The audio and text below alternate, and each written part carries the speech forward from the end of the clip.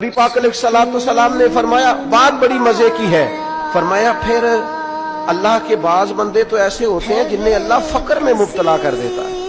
फरमाया उनके पास सिर्फ एक चादर रह जाती है, इतना फक्र उनके पास आता है।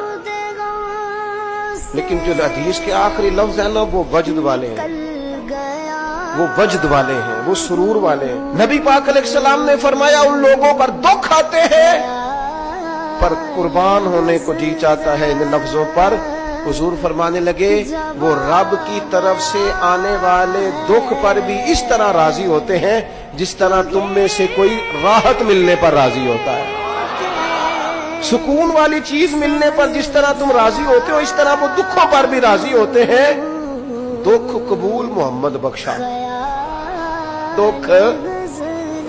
दुख कबूल मोहम्मद बख्शा, पर एक शर्त लगाई छोटी सी मियां साहब ने, उन्होंने कहा 100 दफा कबूल है, दुख 100 दफा कबूल, दुख कबूल मोहम्मद बख्शा, पर राजी रहन प्यारे।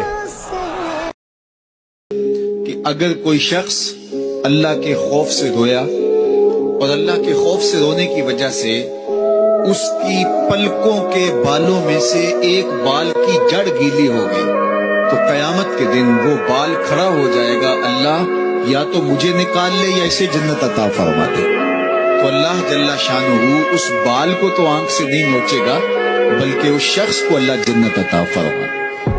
अल्लाह